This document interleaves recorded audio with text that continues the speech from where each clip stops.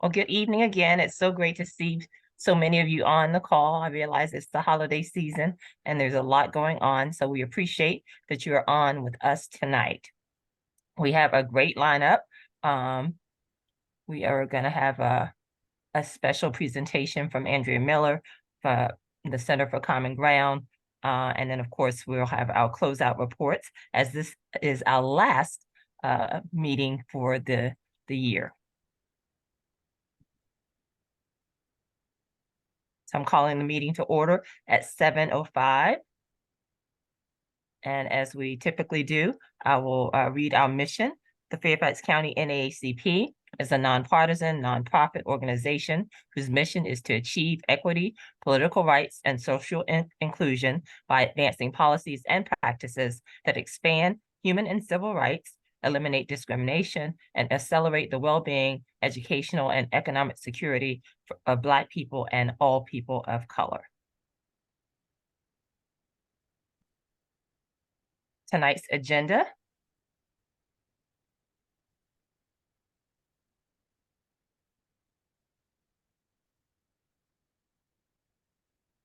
And we'll get started with Ms. Pat Jackson from our Religious Affairs Committee, who will bring us prayer and inspiration. Pat.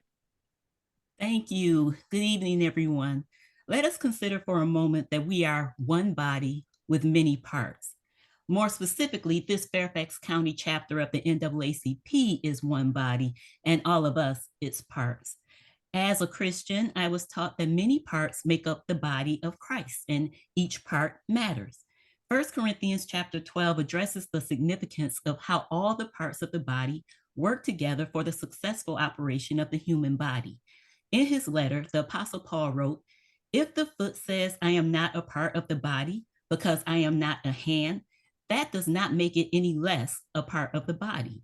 And if the ear says, I am not the part of the body because I am not an eye, would that make it any less a part of the body? If the whole body were an eye, how would you hear? Or if your whole body were an ear, how would you smell anything? How strange a body would be if it had only one part. The eye can never say to the hand, I don't need you. The head can't say to the feet, I don't need you. In fact, some parts of the body that seem weakest and least important are actually the most necessary. So, with that, it takes all of us working together in unity to function properly. Sure, we are diverse in that we are multiracial, multicultural, and with various faiths and beliefs, but this we have in common. We are members of the NAACP because we want to ensure that people's equal rights are protected and available to them, regardless of who they are, where they are from, or whom they may worship. We fight to eliminate racial discrimination everywhere, and especially in Fairfax County. We signed up to represent those who cannot stand up for themselves. The book of Proverbs, chapter 31, verses 8 and 9, challenges us to 1, defend those who are helpless and have no hope, and 2, to be fair and give justice to the poor and homeless. In doing so, we are a part of something bigger than ourselves. We represent the least of these. So, in this general membership meeting, let us resolve to do our part and let every voice willing to speak be heard, every opinion shared be received and respected, and every vote counted. Thank you for allowing me this opportunity to do my part in this meeting. God bless you, and may we have a great meeting on tonight. Thank you. No, thank you. That was wonderful. And amen to that. All right, moving on. We will have our secretary's report by our Secretary Mike O'Brien. Good evening, everyone. Good evening. I hope everybody had a great holiday and looking forward to more. My report will be short. I'm simply asking for a motion and a second to pass or approve the minutes that were circulated with the most recent notice of this meeting. Could I have a motion? I move that we approve the minutes that were submitted. And a second? Anybody? I second. Thank you so much. And let's let's, how shall we do this, Michelle? Mike, I'll take it from here. So if we can, those who agree with approving the, I believe it's the October meeting minutes, if you could just signify by saying yay. Yay. Yay. Yay. Yay. Yay. Thank you. Any opposed? Any abstentions? Sounds Okay, like- Mike, I think you've got it. Sounds like we got it. Back to you, President Lee. Thank you. I am not sure that I saw our treasurer team on yet. If you're here, let me know. If not, we will come back to our treasurer's report and our Freedom Fund report. And that takes us to our Political Action Committee. If you'll notice, we have some new names as our Political Action co-chairs. Pierre Miller and Lenore Simmons are taking over for Karen Camlin, who is stepping down, but she's not stepping away. She's just stepping down as Political Action Chair, but she will remain with us, obviously, as our third VP and of course, working with the Political Action Committee. Karen, I don't know if you wanted to say anything, but we approved, the Executive Committee approved both Pia and Lenore as co-chairs for Political Action at our most recent Executive Committee meeting. Karen, I didn't know if you want to say anything more. Yes, hi everyone. Thank you, President Lee. Yeah, I just wanted to say that I'm looking forward to working with both Pia and Lenore. In 2024 with the political action, we got a lot accomplished. We had a lot of really great informational and educational events, and as well as events that gave membership an opportunity to meet with their candidates. And so it was a very hard decision to step back, because this is such a very important effort in terms of educating our membership. Not only that, but also letting our elected officials be aware of what our membership, the desires and the long-term goals of our membership. So it was a very hard decision, but knowing that it would be, the baton would be passed on to two amazing individuals, Lenore and Pia, it made it a very easy and exciting decision to make. So so I want to say thank you to everyone for working with us, and let's work together and continue to work together and continue to build a program in 2024. And I appreciate the opportunity to say a few words, President Lee, and I will pass it back over to you. Great. So so apparently I let the cat out of the bag. Karen called me and she kind of talked me through what she planned in terms of stepping down and who she had planned to replace her. And of course, she knows that if she had come to me and she didn't have any replacement, I would not accept her resignation. So she told me, and I was like, great, wonderful. And so the next time I see Lenore, I'm sitting beside Lenore at a meeting, and I'm like, oh, I'm so happy that you're taking over political action. Lenore's like, what are you talking about? I don't know what you're talking about. And so, yeah, so that's how Lenore found out. I don't know how Pia found out, but that's how Lenore found out. So I apologize, but I'm glad that we were able to convince you anyway. Karen, did you want to introduce Andrea? She's up next. Yes, definitely. It's an honor introducing Andrea Miller, who is the founding board member of Center for Common Ground. We've worked with Andrea for years, going as far back as doing voter registration and education programs with the Virginia State NAACP back in 2010, 2011. And working 2016. Whoa. Wow.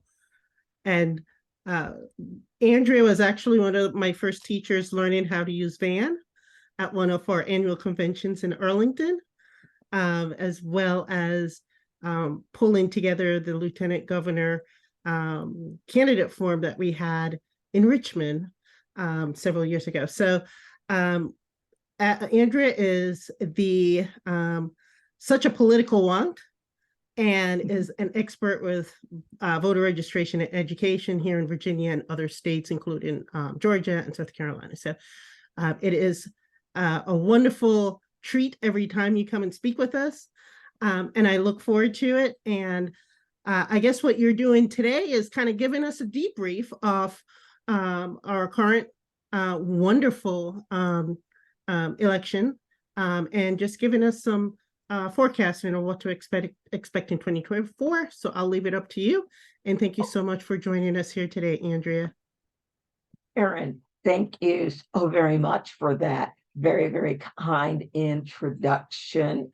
I brought some slides so we can look at what we did in 2024. There it is. So I call this the Virginia State of the State. Now, before the election, this is what the predictors said Virginia probably looked like, with 37 Republican districts, 31 House districts, and 32 districts up for grabs. Now, before November 7th, this is how we look. I'll just use my hand. We've got 100 seats in the House, 40 seats in the Senate.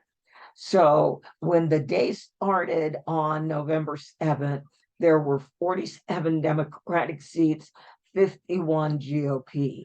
By the time the night was over, there were 51 Dem seats, 48 GOP. And House District 82, the Battle of the Kimberleys down in Petersburg, has gone to a recount because it is separated by only 78 votes. In the Senate, we started off with 22 Dems and 18 GOPs. We lost one seat, Monty Mason, Senate District 24. So we still ended the night as controlling the Senate with 21 Dem seats and 19 GOP. Now, the election was very historic based on the number of Black members that are in the Senate. All right, Winston Sears was already in the picture, and I didn't feel like cropping her out. Anyway, the Senate currently has 7 Black members, and the bottom row, they were all elected for the first time into the Senate in 2023. So Senator Aaron Rouse over in Virginia Beach, Senator Lamont Bagby in Richmond, LaSharice Aird in Central Virginia, in Petersburg, Jennifer Carroll Foy from Northern Virginia, parts of Fairfax, pieces of Prince William, and Angelia Williams-Grave from Hampton Roads.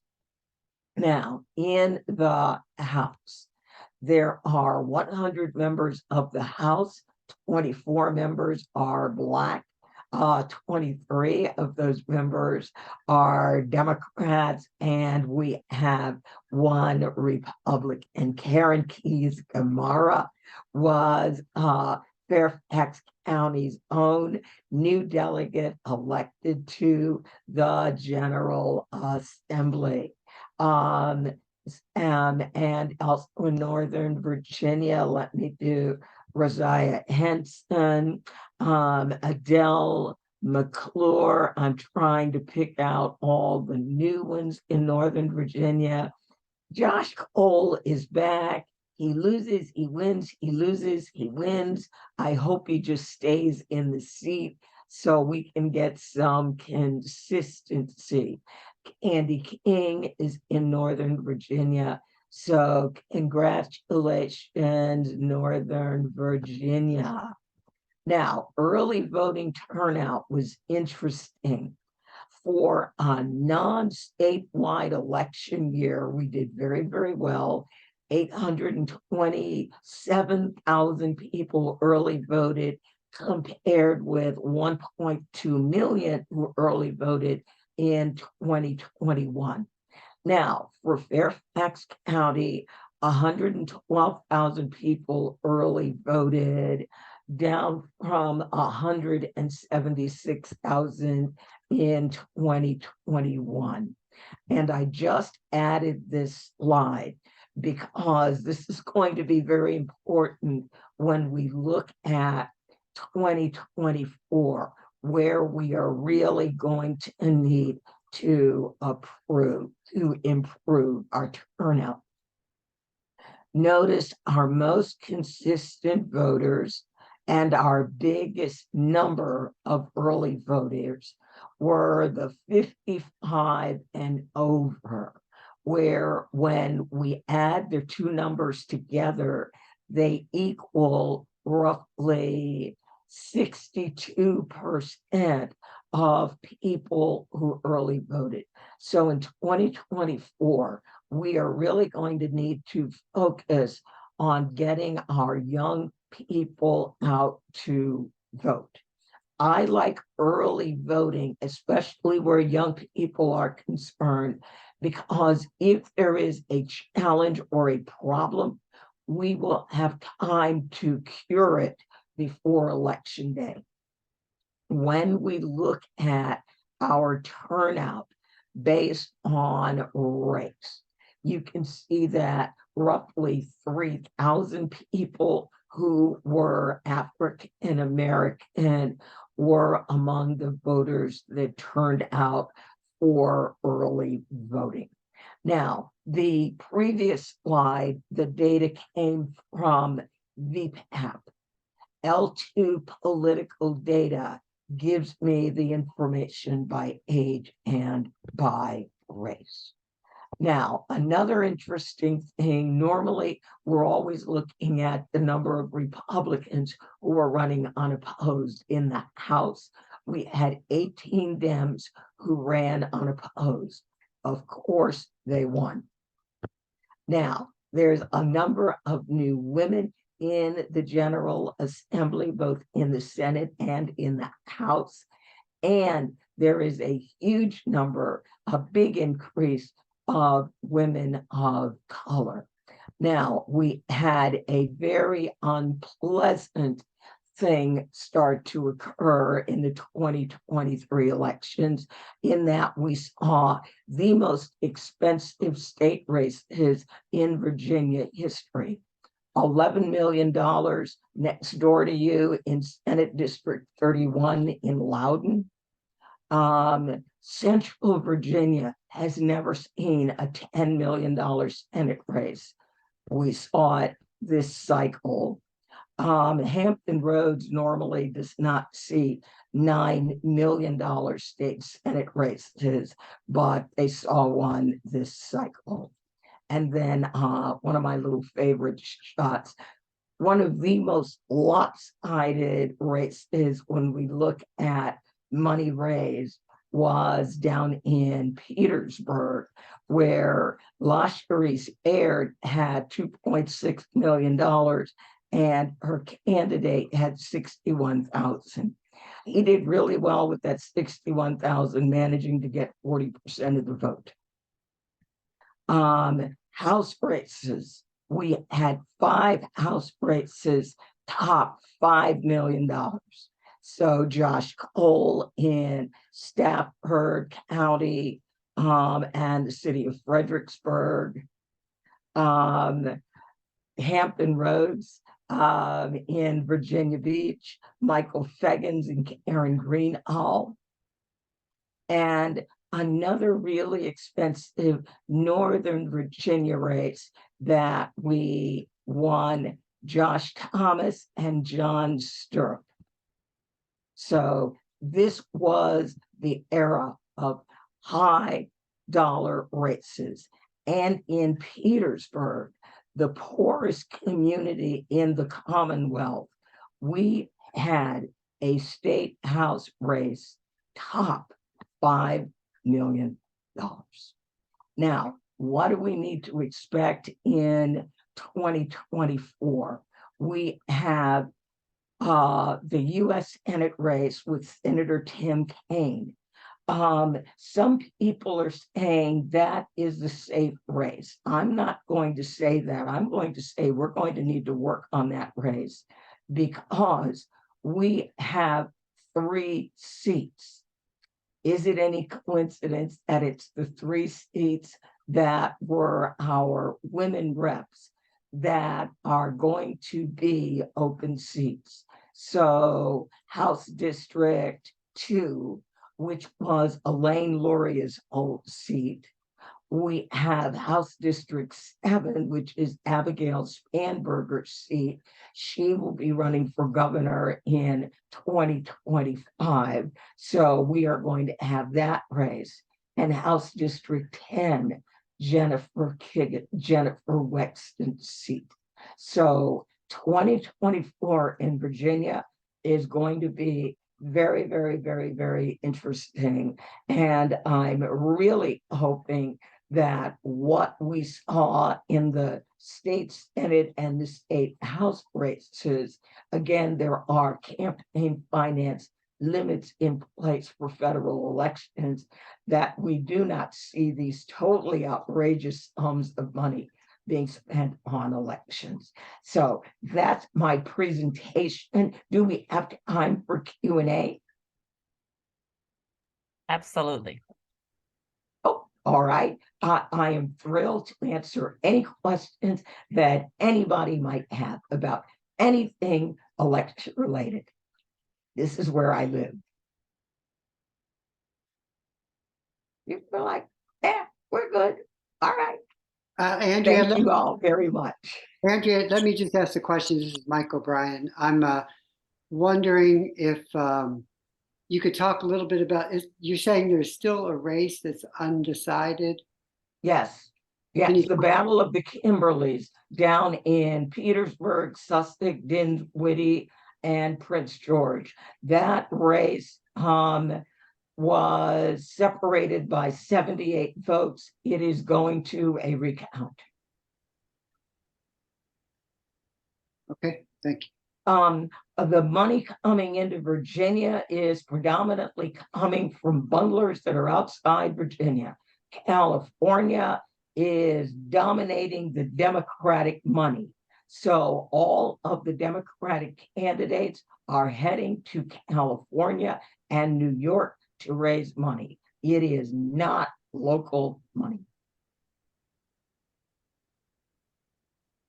You have a question from Ms. Wilson? Yes, hi. I was just curious, did we have, you stated there were 3 seats that will be open for the Senate. My question is really, is there a pipe for the U.S. House? I'm sorry, okay, for the U.S. House. My question is, do you see pipeline of talent that are teed up for that, or is that an opportunity that there needs to be some development and engagement for candidates for those seats? House District 2 has a novice that is running for that congressional seat. She's never held office anywhere before. She is a former military officer like Elaine Luria, Misty Cotter Smazel. Now, in my district, Brianna Stool has thrown her hat in the ring. So I was rather pleased by that. We've got Alec Binman's brother running, and I forget who the third candidate is. In District 10, you've got Senator Jennifer Boysko, you've got Dan Helmer, you've got Eileen Fillercorn, and a host of others all running for that seat.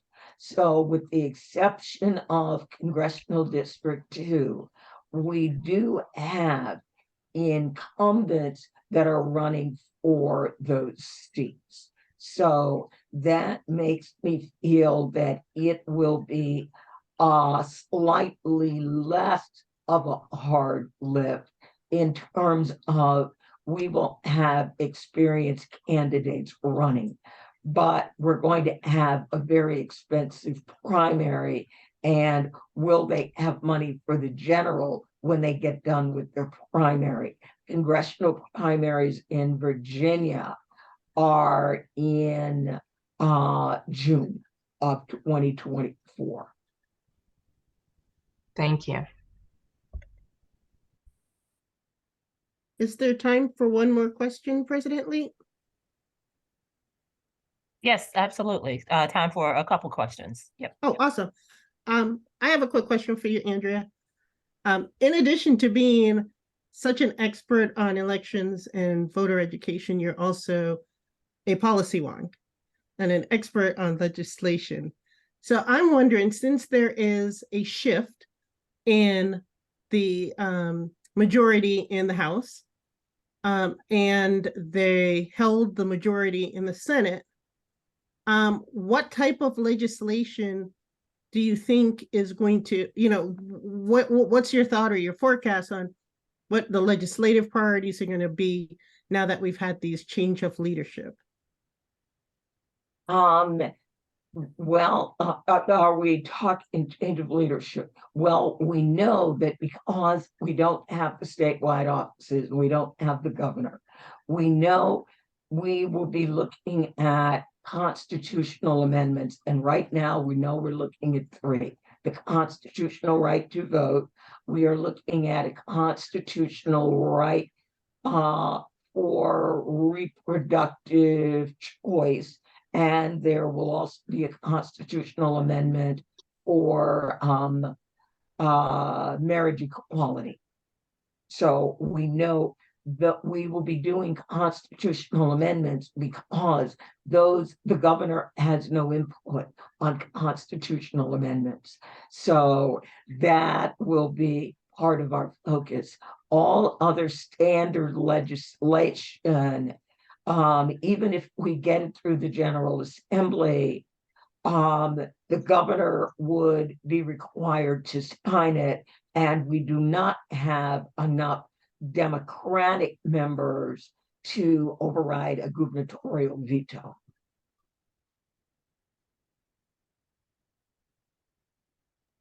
Thank you.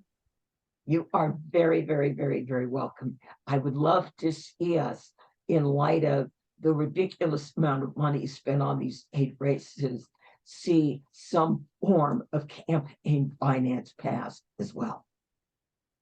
But normally it's the Democrats who defeat my campaign finance bills.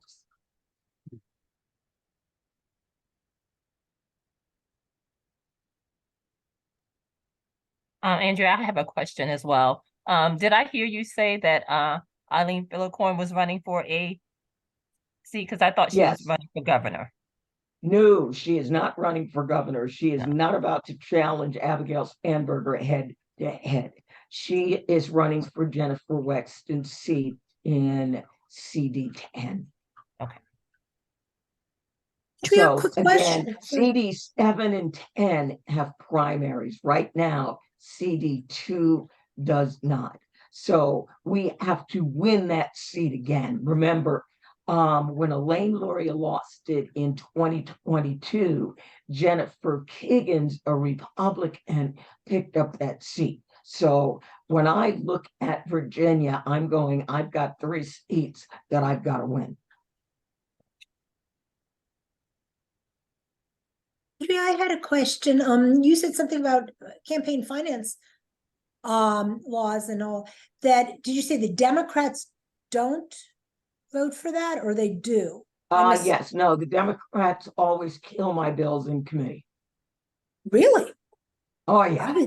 As a Democrat, I would think I would vote for it. You mean having actual campaign? Well, then I need to get you elected. Yeah, yeah, that's not going to happen. Okay, so you're saying, keeping, as I understand it, campaign finance, not having atrocious amounts able to be spent. Right. Well, one of my bills that I had in 2020, and I believe I also had it again in 2021, was that our public utilities in anybody's state dominion would not be able to contribute to elections.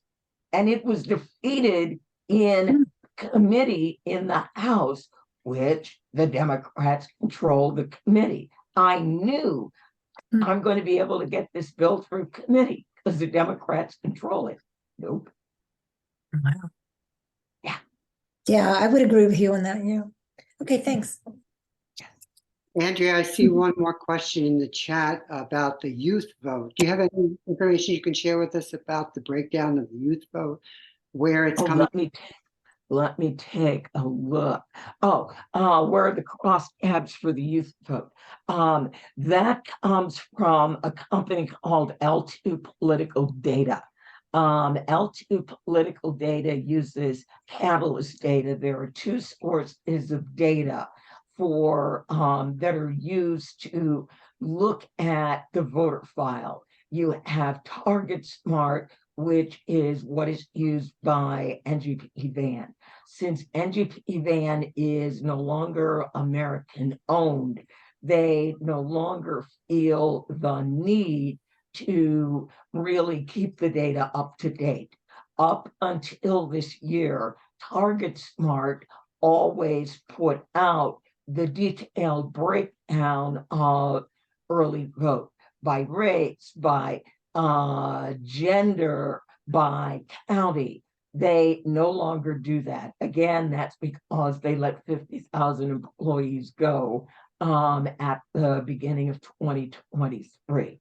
So I now use almost exclusively Catalyst data, which was the main competitor to Target Smart.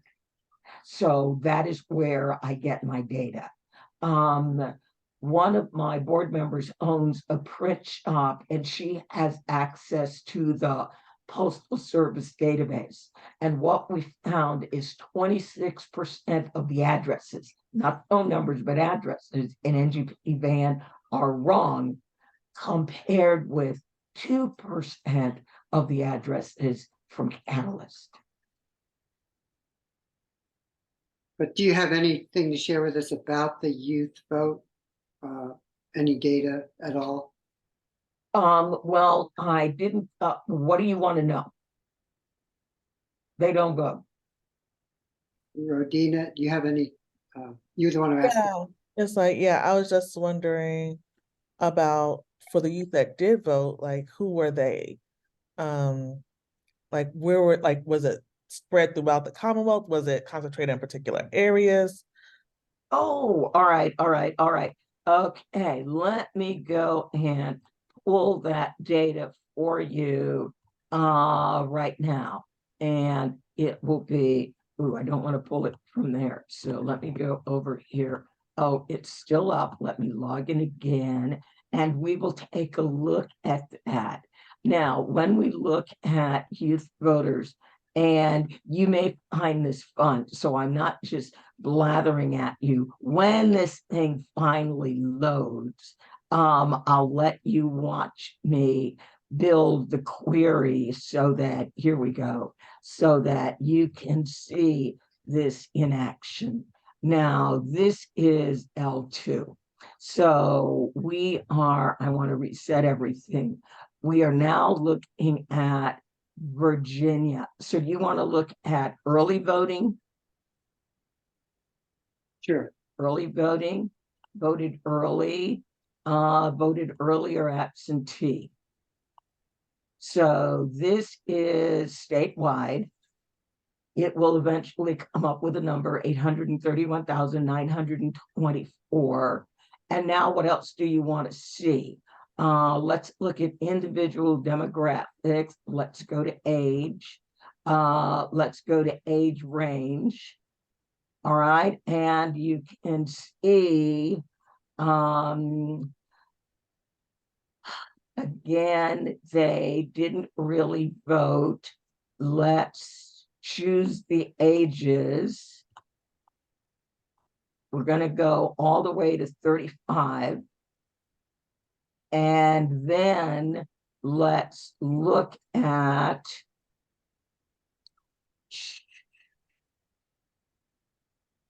ethnicity.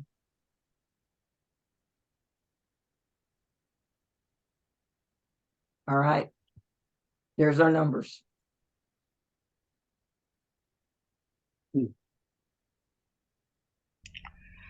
All right, So do you think statewide, that's who early voted. do you think there's an opportunity to target universities and maybe get that Yes, yes. youngest vote up maybe? Yes, yes.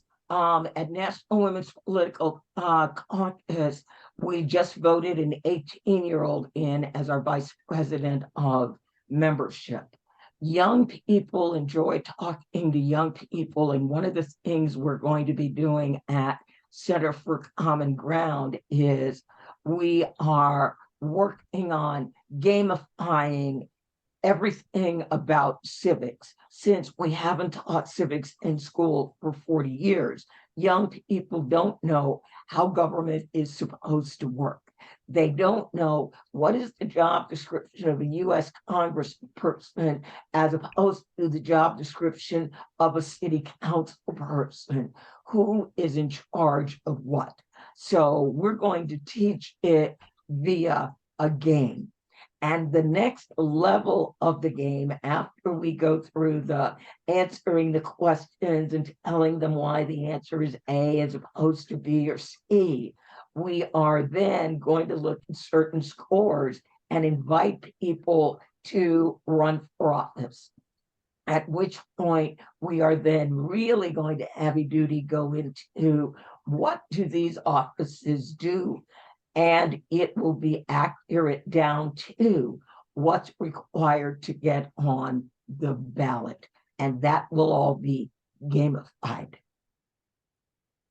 So young people believe in many instances, because we had a youth phone bank team, they were 18 to 35, that their vote doesn't matter. What we found was very impactful was having young people talk to other young people as opposed to people my age talking to young people going, what do you know? Miss Hampton. Hi, you said you just, how you doing? You just hired an 18-year-old to do something. I don't remember what you said this person's He's job vice was. president of membership at National Okay. Women's Political Caucus. Very, very cool. So I have two Gen Zers. I have a just turned 25-year-old and a 21-year-old, both of whom voted early absentee. They're both in Or school. they'd be dead by now. Exactly. So, like, I think maybe a lot of the kids who are doing this have parents who are just like, that's just something that they make them do, and send the ballot and collect the ballot and drop off the ballot and all that work, right? We do the work. But both my children have expressed, and I'm wondering whether you're finding this in your collecting information for policy, that part of the reason they feel like their vote doesn't count is Gen Z has lost complete faith in government. Rightly so. They really see complete dysfunction, clown show, chaos, and beyond that, they really do see the party that they're supposed to vote for. Let's say because so many of the things that are important to them are sort of flagship, the issues of the one party versus the other. They then see things like what you just said, that party is going to kibosh campaign finance reform because they want to continue to take Dominion money, even though climate change, right? So they Right. see the BS. They see the BS, and Gen Z is not having any of it because we have destroyed their world. We have not voted correctly. We have not been informed, and now they're there. We're going to die, and they're not going to be able to have children anymore. Is the way that they say it. Like, it's like, why am I going to do this? This system is completely broken. Why will I be in? Why will I participate? And then all I can say to them, because they're right, all I can say to them is, because if you don't, it will be worse faster. I mean, there's nothing else to say because they're right. What they're saying is correct. Just, don't boo, vote. I really do believe that. In many localities, once people are 18, they can run for city council, guaranteed by the time they're 21, they can. And they need to be 26 years old to run for Congress. So we've made a mess. We're owning that. You want to fix the mess? Then if you want to change the power structure, you need to change the structure of the power. Go and be like Maxwell Frost. Learn how to run for office and run for office before you're 30. I mean, Run now. Right. So that's all like, yeah, that's all well and good, right? But you know, like that's all well and good. Okay, yes. However, in the meantime, I really am seriously, I wonder about the how you make a message when it is so much BS. Like that really it is hard.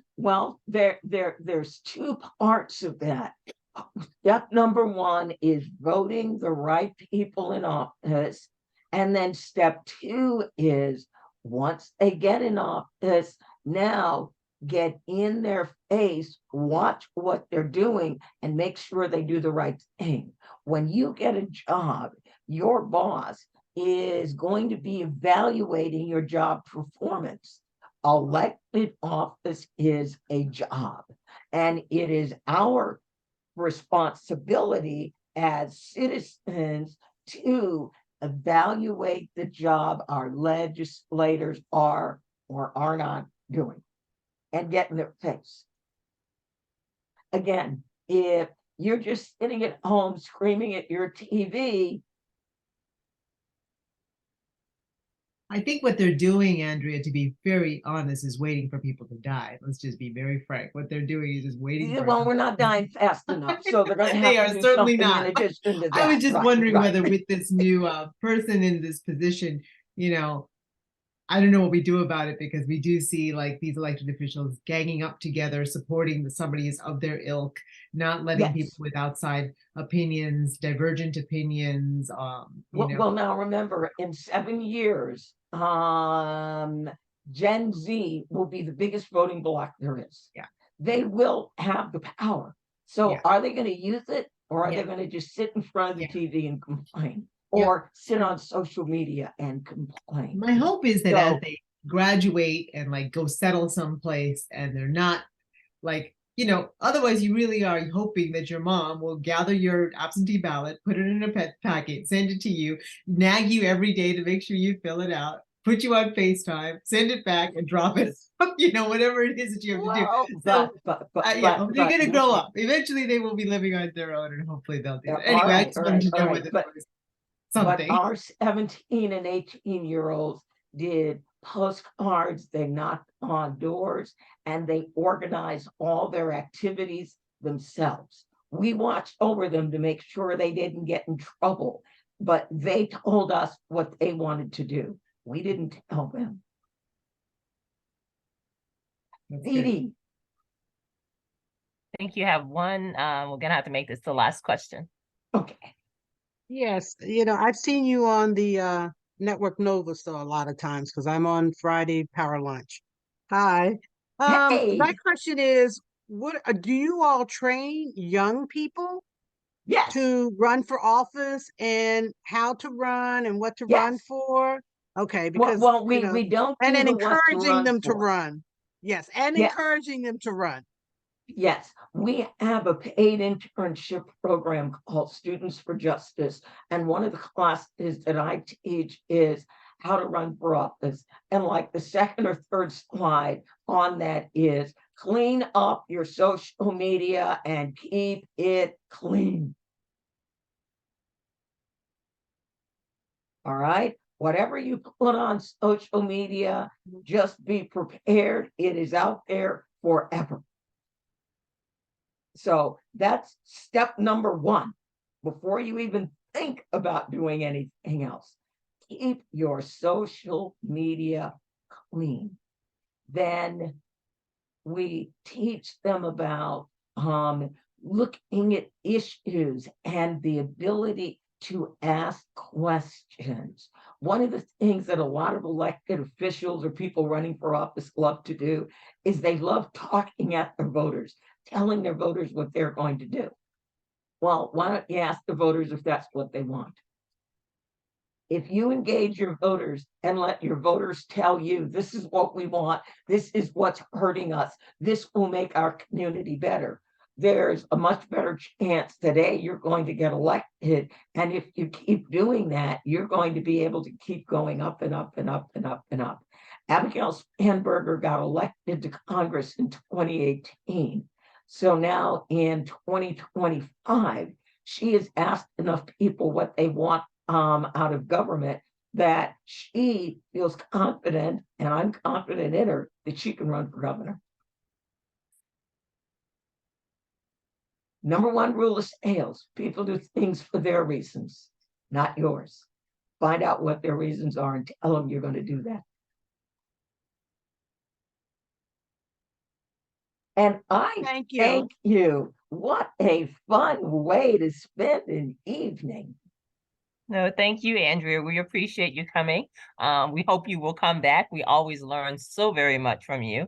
Oh yeah, so I love these meetings. I love to see the lay of the land, and I was disappointed, of course, to see that map with the young people. It looks so sparse. I had to like, are my eyes playing tricks on me? No, but we have work to do. We have work to do.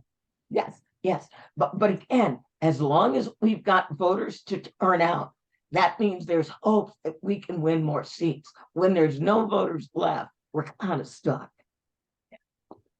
Very true. Very true. So thanks again. We appreciate you and all of the work that you do. All right, we are going to get back to our meeting. Let me see if I can find my my PowerPoint. I believe who is up next is our Justice Committee, and I thought I saw Edwin. Edwin, are you still there? Hey, Michelle. Yeah, I'm here. Excellent, excellent. I guess I really want to start out with just giving a shout out to Sadop and Matt for all the work that they did in supporting the Matrix working group. There have been some promises, basically promises that came out of that meeting, and so we are excited. Sorry, I'm just trying to grab my I have it on my phone.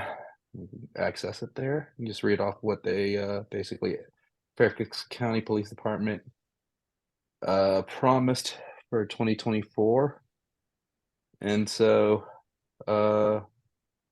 let's see, so we got 4 promises from the Fairfax County Police Department. So starting in 2024, sorry,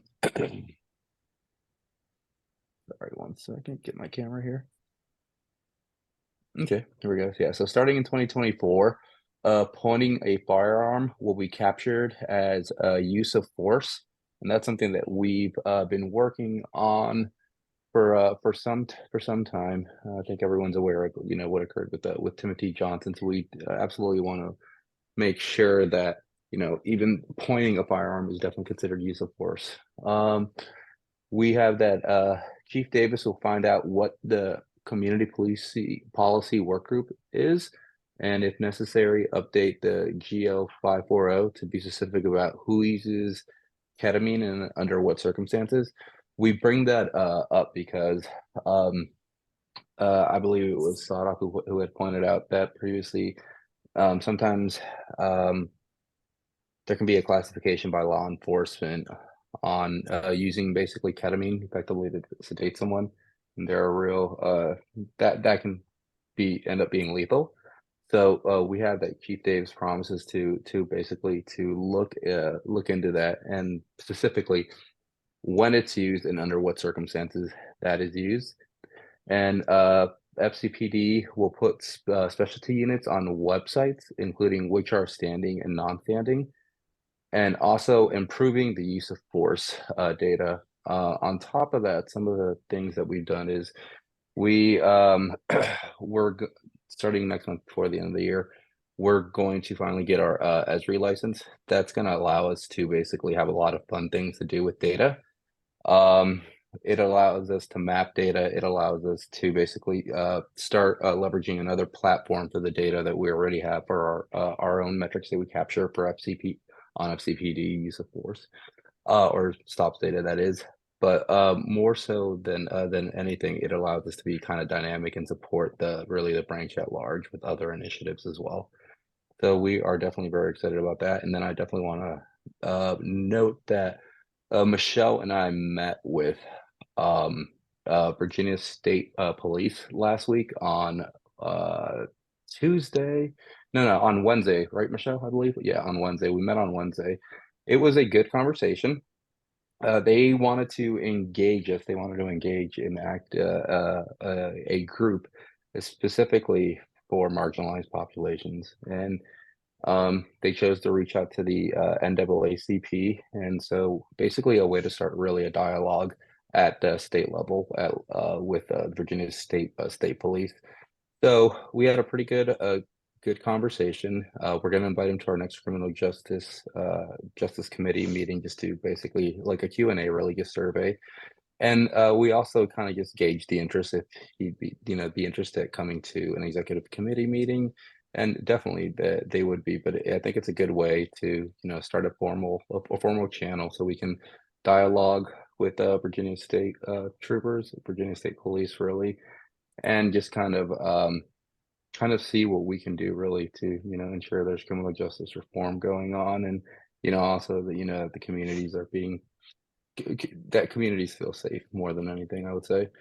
So yeah, that's pretty much everything we have. I know we have Luke here. He's the chair of the Criminal Justice Committee. Luke, is there anything you wanted to add? No, I didn't have anything else. I'm just a co-chair. We're all in this together. Edwin, I did want to add one thing. Yeah. I met with Chief Davis. I think it was yesterday. I mean, time is flying. I think it was yesterday.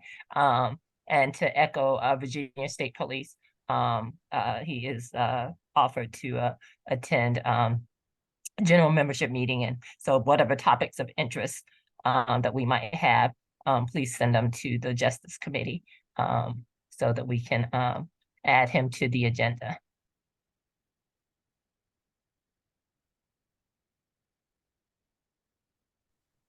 I guess, are there any questions from anybody?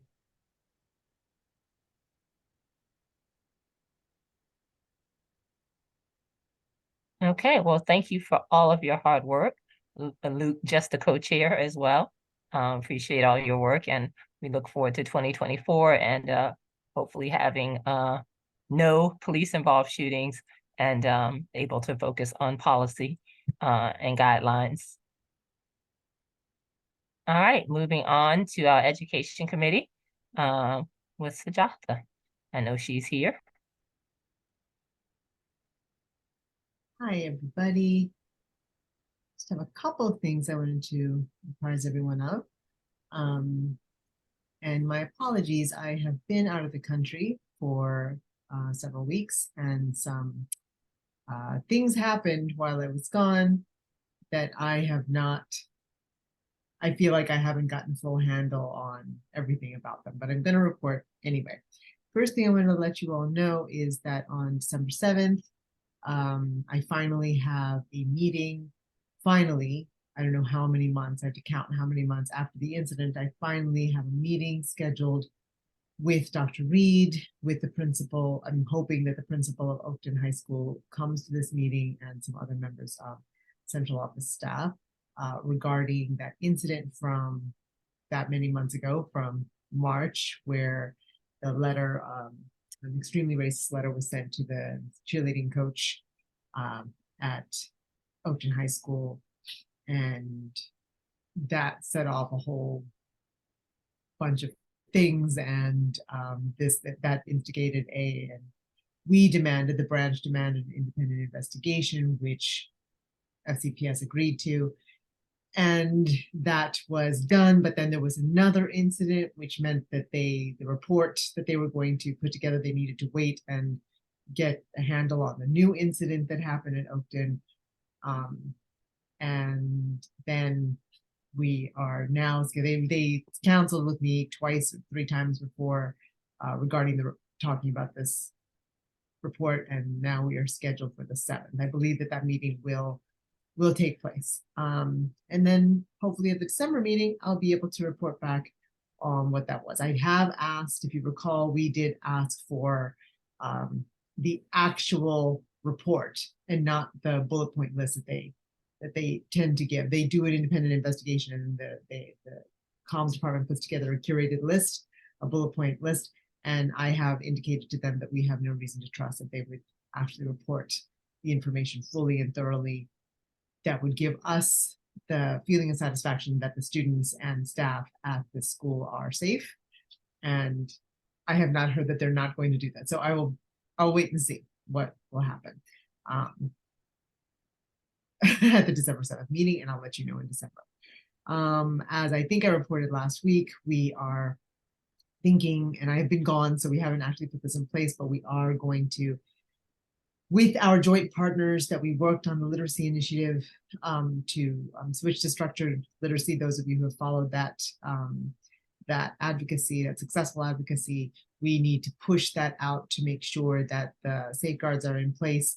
Rather not the safeguards, that the actual reading instruction is being carried out, that it's actually being carried out. Not that they're just saying that they're going to carry it out, but that they're building capacity for teachers all the way through 12th grade to use structured literacy approaches to teach reading, because there are students, obviously there would be, if you didn't get the right instruction when you were young and you never learned to read, that problem has exacerbated and it snowballed and it snowballed. So you continue to not be able to read, and then you graduate with barely functional literacy. So we have to be able to pull this all the way through, right? So that's not going to happen, I think, without our consistent advocacy, because they are short-staffed. They, you know, this is a new program, etc. So that is something that's in the works, to put together that framing with the joint partners to make that push. Another thing I wanted to report is that WTOP, while I was gone, actually, while I was out of the country, WTOP, Scott Gelman from WTOP reported a story that's called, you can Google it, I can actually put it in the chat, I'll do that when the next report starts. Why are dozens of principals leaving Fairfax County Public Schools? So that was apparently, that it was a big splash in the in Gatehouse in Willow Oaks, where leadership lives, and among FCPS employees. That was a big deal. Like, we have lost a lot of principals. We've lost a lot of principals to Prince William County, especially. Sometimes teachers are, rather principals are leaving to make less money and losing benefits to go to different places. And the article is informative on that. The reporting says what I have heard, that many principals are feeling, that there's a problem in the highest levels of leadership, meaning with the superintendent. That is what's being reported, and that those problems are many of the things that when we put our advocacy in place 2 years ago, those things are coming to fruition. In fact, there's been even a shift on our school board that was very split in hiring the superintendent. Many of them have seen the light. I think she has very few strong supporters as time goes on. So anyway, it is what it is. And I have a very good relationship with her. The branch has a good relationship with her, and we're working with what we have.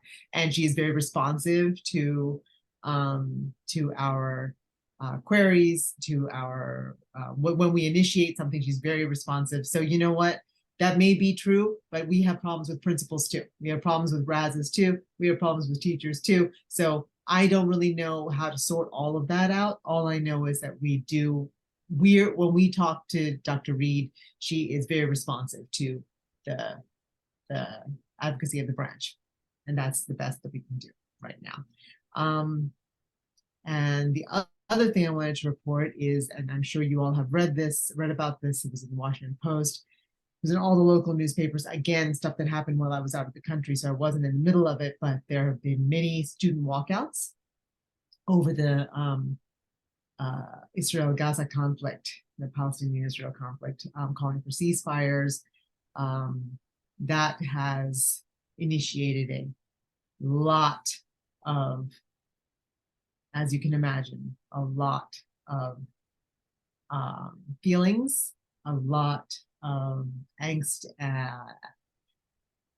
among members of the community. A letter went out from Dr. Reed that was, I don't know honestly what I don't know what she could have said that would have made everybody pleased with her, because I just don't think it's an issue where you can say something that's going to make everybody pleased with you. I can put that in the chat as well if you'd like to read it. You know, we were deeply saddened by the recent and tragic deadly events in the Middle East type comment. We support our students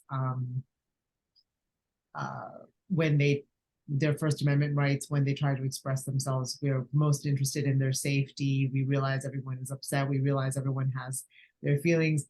There are things families can do to support their students. Here are some links. Like, it was that kind of a letter, which made some Jewish families say, you didn't say enough, and this sounds like you support this, and how could you do that? This is anti-Semitic.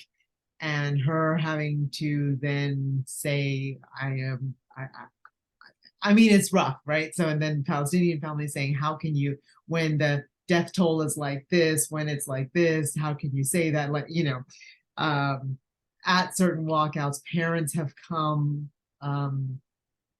At Langley, I know there was a walkout, and there were some families standing across the street that were yelling at parents, yelling at the students about their walkout. It's not good, and it's not good. It's not good. It's not, and then people, many threats, death threats, etc., being sent in to gatehouse employees for not supporting one side or another. And it's just not, when you get to a point as a community, as a nation, as a world, when you truly cannot say certain things because you realize that your ability to do work to support all children is compromised by your stating certain points of view. And it's super dangerous to say certain points of view, because you're facing death threats yourself. And then when I mean, it's not a good situation, but that's what's happening in our schools. Students are doing this. And this is what you're going to be reading about. And that, I mean, of course, it does, on some level, it does fall under our purview, you know. But as of right now, no one has demanded that we do anything one way or another. And so we are allowing this to be what it is, students to say what they need to say. They have their own minds. They are able to take information from many sources now. Like, that's the thing. Students are not limited by, as we were when we were kids, to hearing only what Walter Cronkite said, and that was the news, and that was all you heard, right? So students really can get information they can see information from journalists on the ground. They can see information that's happening in the streets right now. They can make up their own minds. We are there to help them. We are there to support them in their efforts in expressing themselves, and our teachers and staff are in a very difficult situation right now, where their livelihoods are being threatened and their lives are being threatened because of this issue that's happening in the Middle East. So that's happening, and I wanted to let you all know that. And I think that that's really all I needed to report as of right now. Are there any questions for the Education Committee? Yeah, Diana?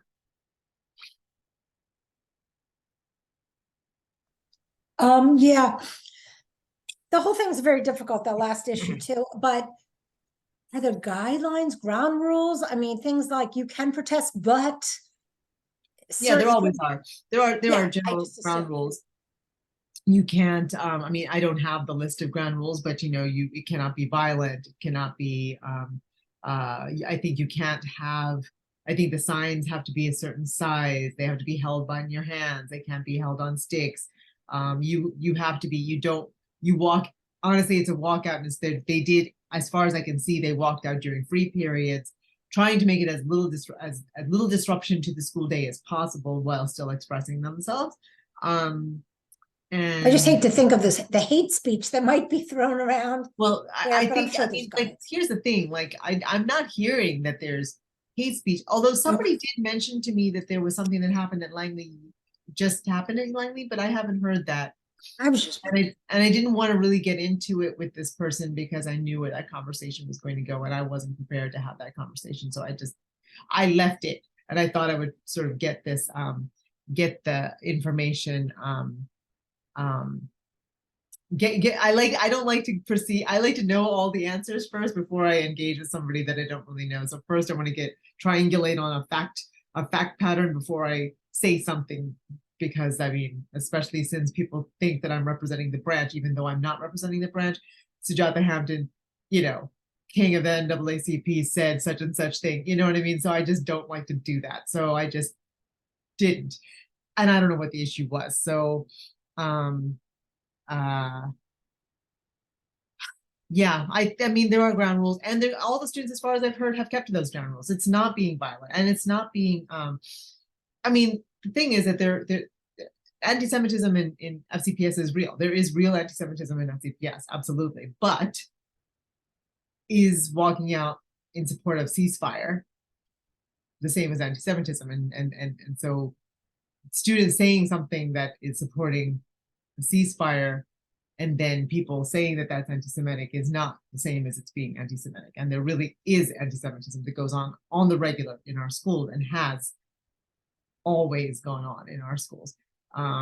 It's not the only form of racism that we find in our schools as well. So anyway, there are rules. As far as I'm hearing, kids are following them. It's not been violent, but it's a very, very, very, very difficult situation and a tough line for staff to walk.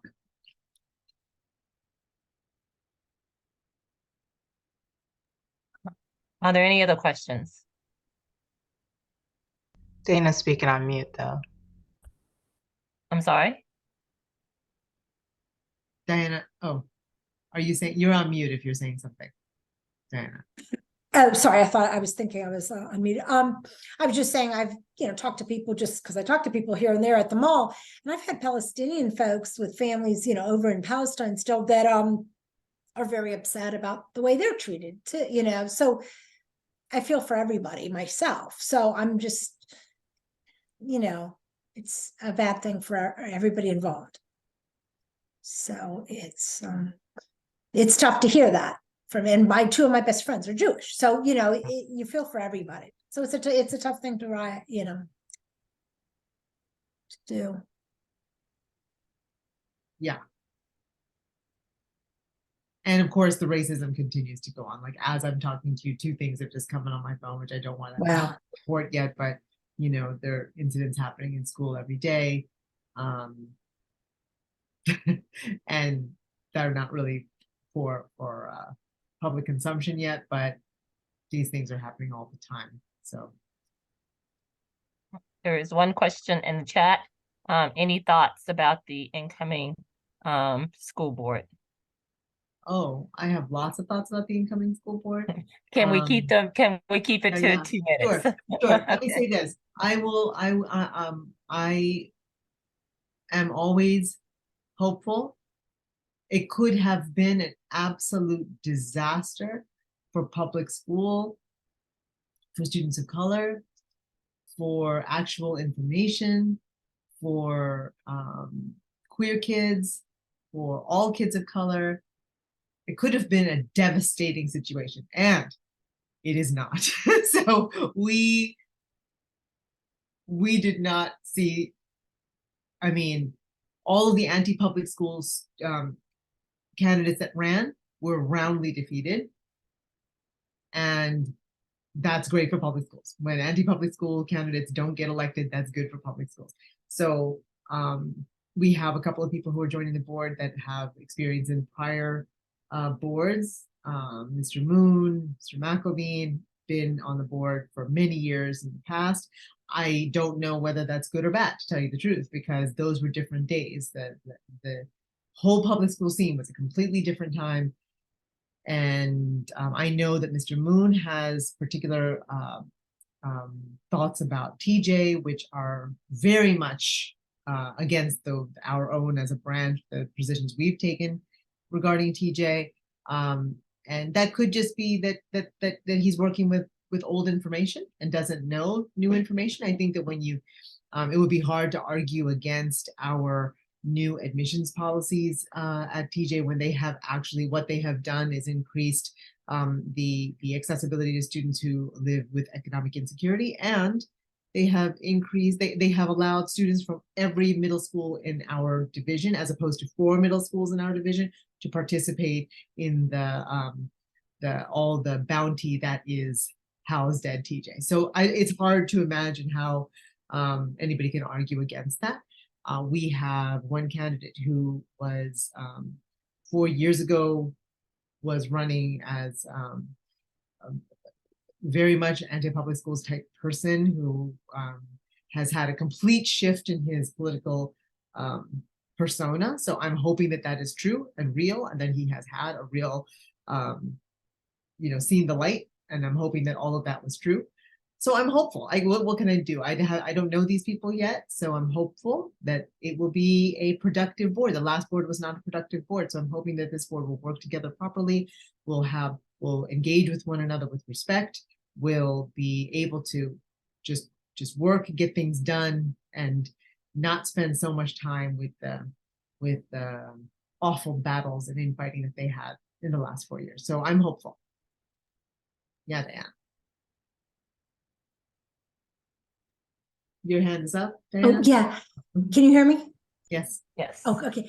Just a quick aside, you mentioned Mr. Moon, and I don't know him super well, but he happened to be at my precinct because I had to go to a funeral, so I could not cover all day because I'm captain.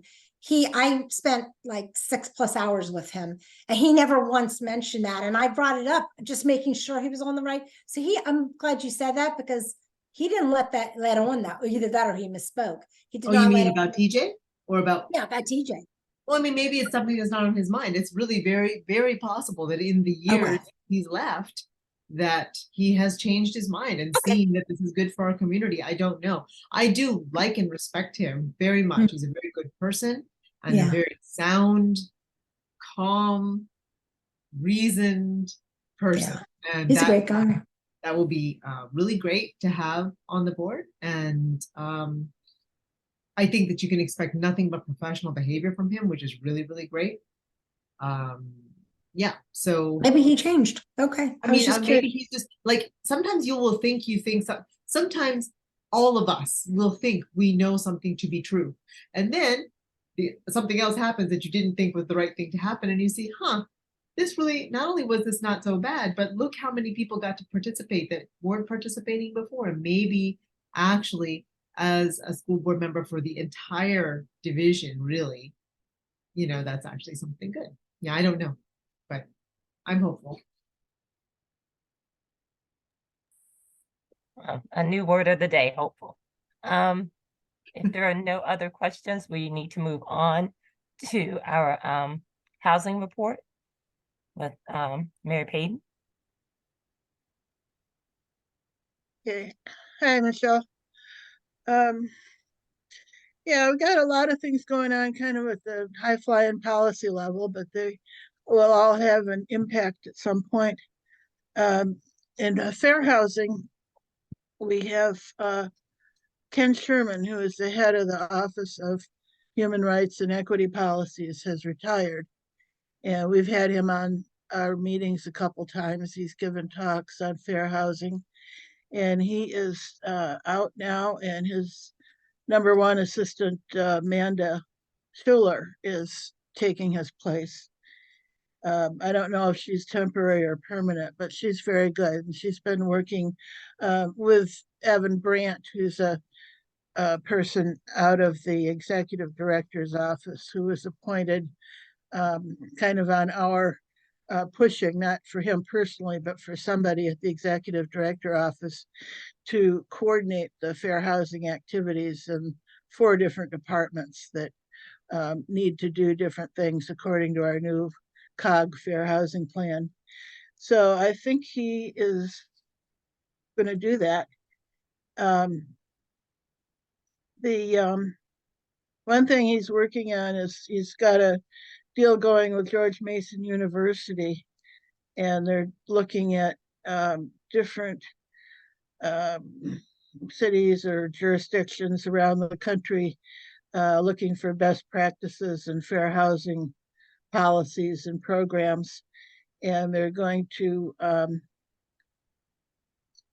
put some of these out in April. They're going to have a Fair Housing Forum. April's Fair Housing Month, and they're going to do a forum and kind of put out some best practices.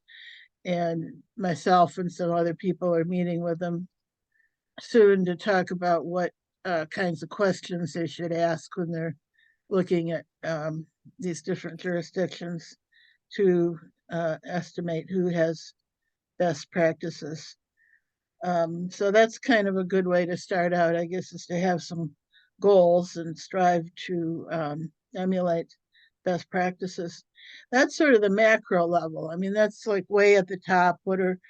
How are we going to coordinate ourselves? How are we going to pick from among these many, many goals and actions in the COG plan to some that we can really do and achieve in Fairfax County? And I'll talk about a couple things that are going to happen in a minute. But then this week I went down to the micro level of fair housing, and I got a person I work with in the community called and said, could I help her with this woman? It's just like somehow an insoluble problem. I don't know why, but it's been going on for quite a while. There was a woman who had her leg amputated in the hospital. She stayed in the rehab for quite a while. She got an infection, went back in the rehab. She had a housing choice voucher, lived in an apartment on Route 1, and is ready to be discharged. And she wanted to go back, but she had to have a first floor apartment because she can't go up the steps. So there is a thing in fair housing that says if somebody's disabled, the landlord or the boss or whoever's in charge has to make a reasonable accommodation to make it possible for them to do their job or live in their apartment. And so far, it's been impossible to get a reasonable accommodation for her through whatever caseworker channels people have been going. And I called Amanda at Fair Housing and said, what, I know you guys don't do casework, but what's, what should be happening here? And indeed, they don't do casework. You can file a complaint and take that through Fair Housing and maybe get a answer in a few months after a committee looks at it. But it wasn't clear to her where this person could go now to get some help. And then I heard later, maybe the Office of Aging, the Family Services. I mean, there may be some service that would help her get what she needs, but it wasn't apparent to the fair housing people. So I think there's still a lot of kind of coordination and figuring out of how to get action for people who need it in the present time, as well as how to process claims over longer periods of time and count the data and file suits and settle things up against management or owners if that's necessary. One of the things that's come up today was that the supervisors housing committee meeting today is that they are instituting a new process for housing choice vouchers. And this is kind of coming down from HUD and Fairfax counties figuring out how to do it. A lot of people, about 1 out of every 4 people who qualify for a HUD housing voucher, housing choice voucher, which means that the voucher applies to you, the tenant, and you take that voucher and it's worth so much money, and you shop around and find an apartment that you can rent with this amount of money.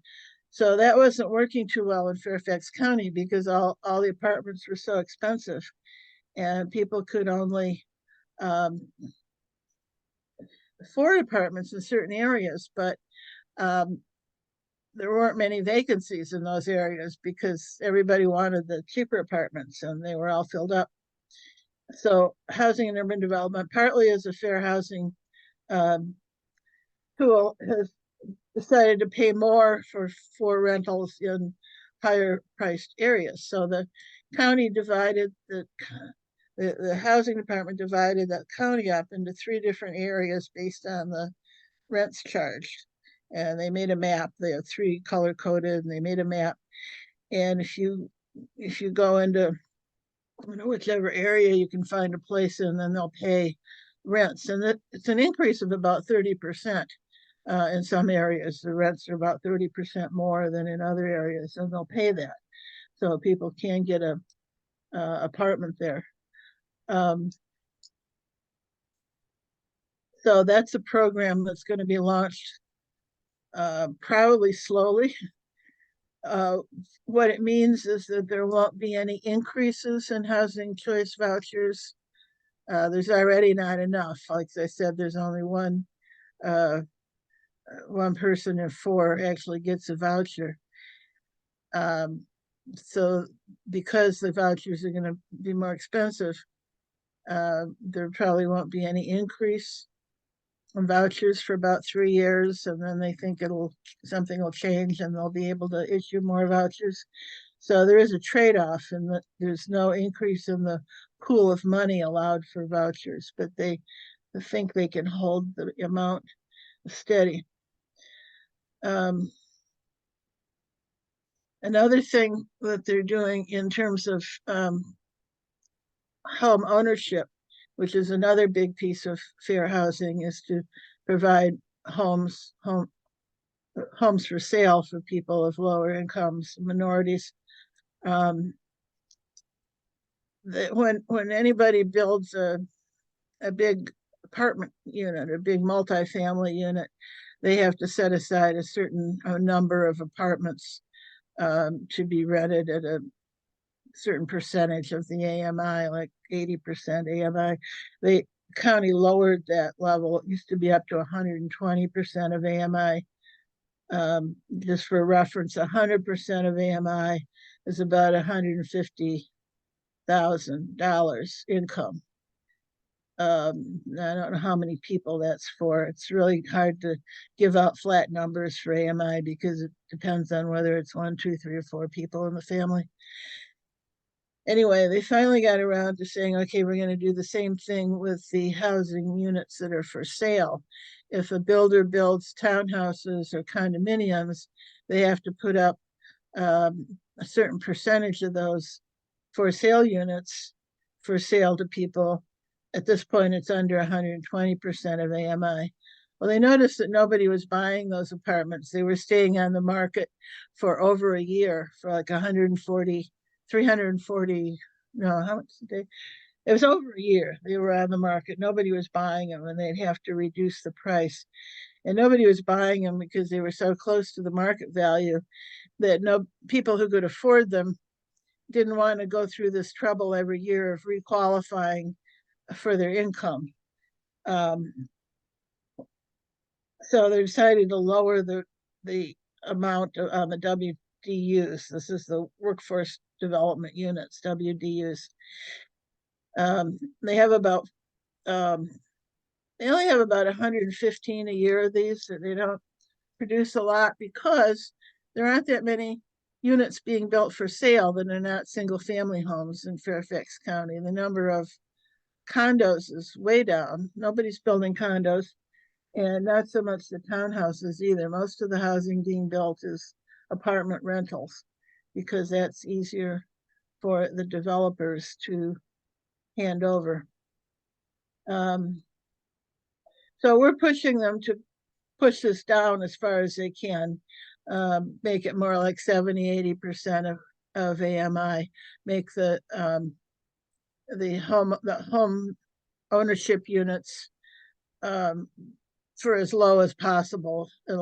70–80% is probably where it will be, because that's where the biggest need is. That's where the things sell very quickly. If you put them up at a point where they're affordable to people in that income bracket, and that's what they should do. That's not what the developers want to do. So it is going to be a push to make that happen. Okay, another thing we've been with legislation. We're working with a couple of state legislators and a group of tenants organizations, including the Virginia Poverty Law Center and the Virginia New Majority and a couple of the legal aid societies.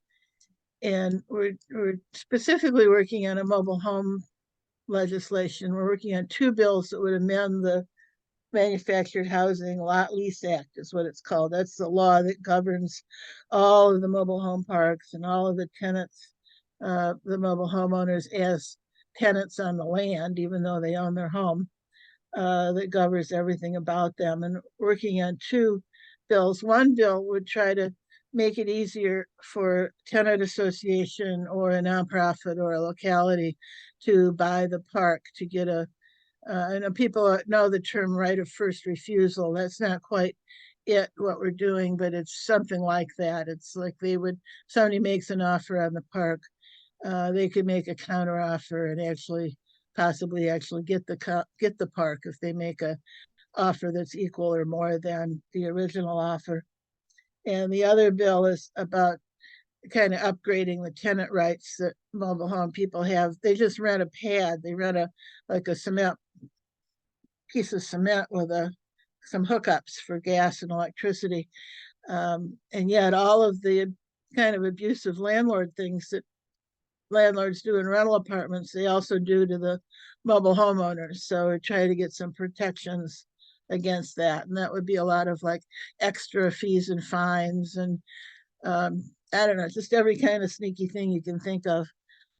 So it would try to get some protections in that bill against those things. Okay, 2 other things, and then that's it. One thing that's going on with the county right now is they're revising the relocation guidelines.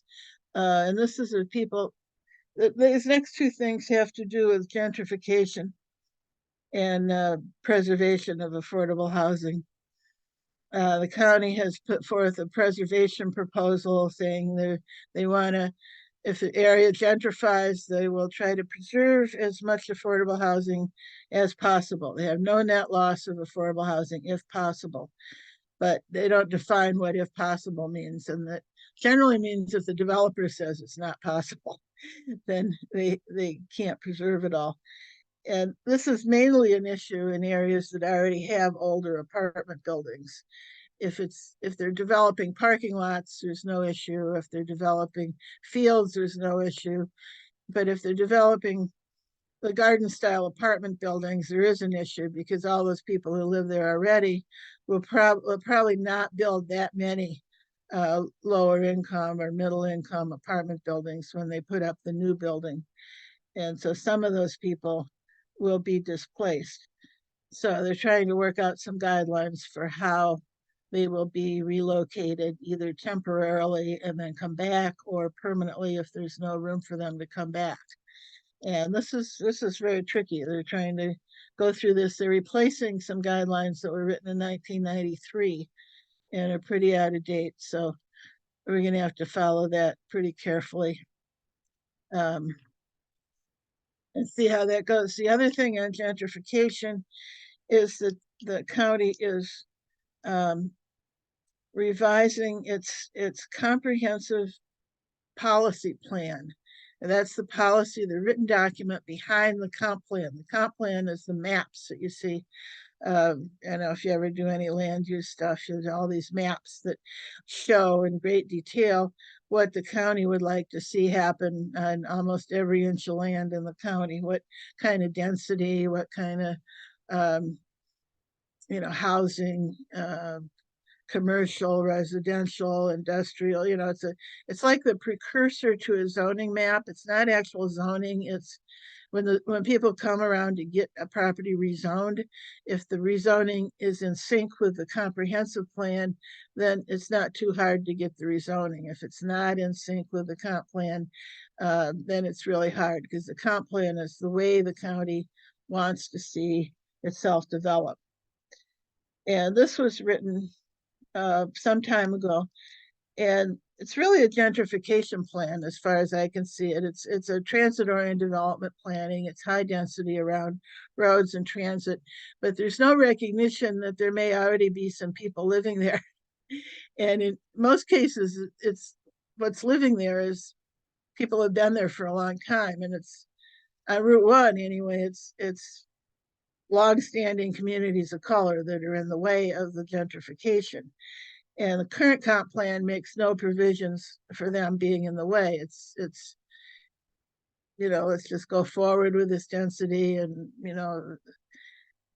there's nothing that says let's develop this in a way that's going to benefit the people who already live there.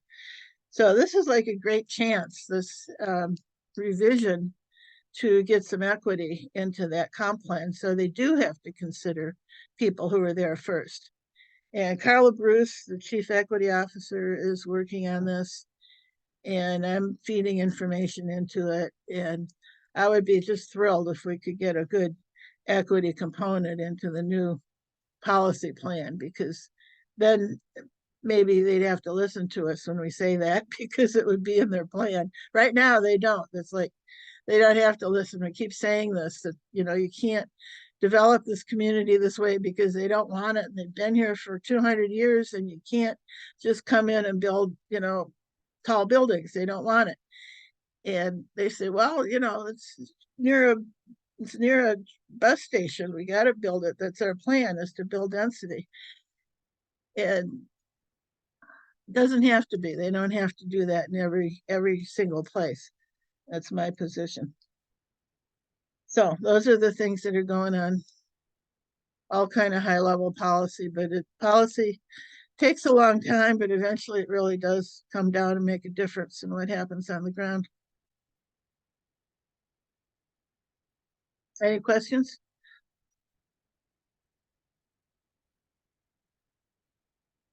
Anybody awake?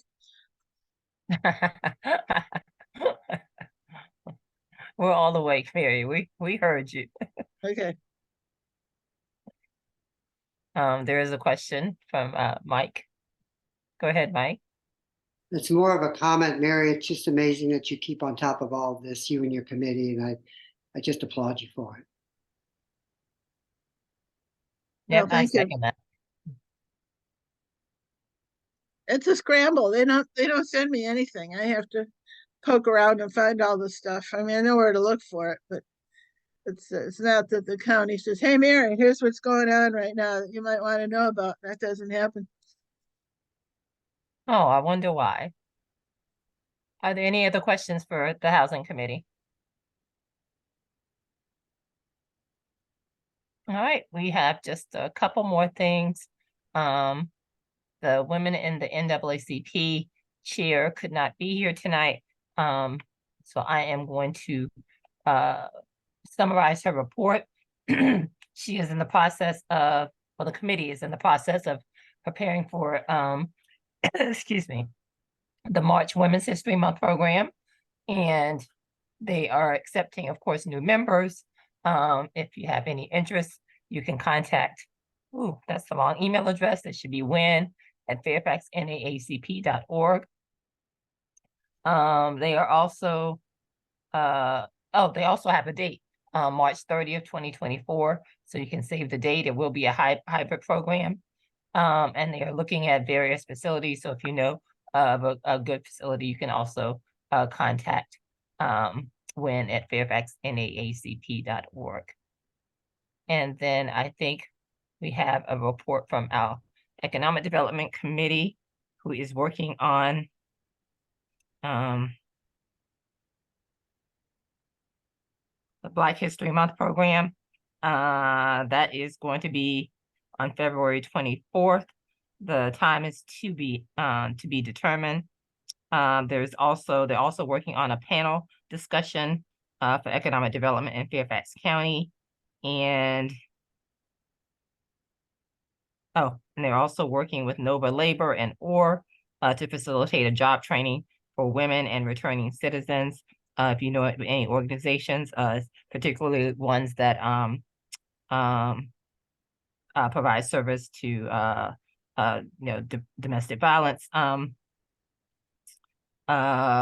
clients or partners, then you can reach out to, I must have copied and pasted this wrong, but you can reach out to economic dev at fairfaxnaacp.org. And I think that is all I have for reports. I do not see our Treasure and Freedom Fund chair on, but I will remind everybody that we do have a fundraiser coming up tomorrow. Excuse me. It's a nationwide fundraiser. You can click on the QR code and it'll take you to the list. You want to use code 919-300 at checkout, and we will get 28% of excuse me. We will get 28% of all of the proceeds for those who use the code. Again, it's a nationwide fundraiser, so whatever Panda Express is closest to you, that's where you order from.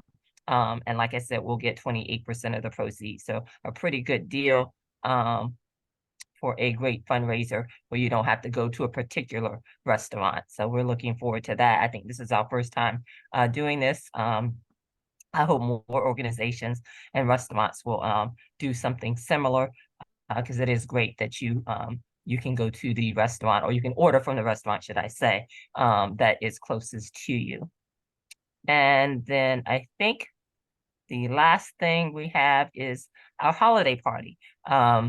We will not have a December meeting. Our next meeting will be in January of 2024.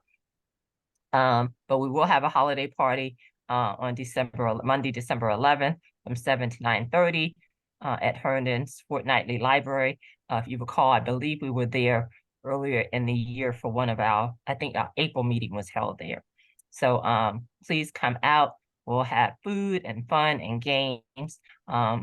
No business to be discussed. It'll just be a networking and celebration of the season. So again, that's on Monday, December 11th.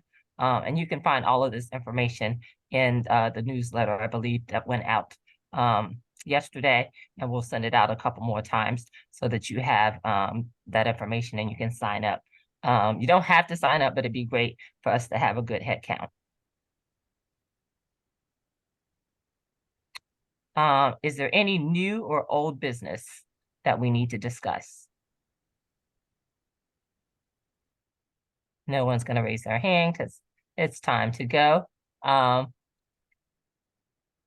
New or old business going once?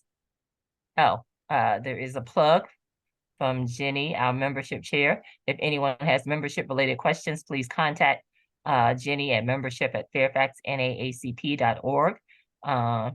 That's a good plug. Anything else? Going once, going twice? Oh, Michelle, quick question. Sure. And I should know this because I'm on that committee, but I'm not clear. On the Panda Express tomorrow, like if I just go in, I could probably present the QR code and do it that way, or do you have to order online to do that? I think you do have to order.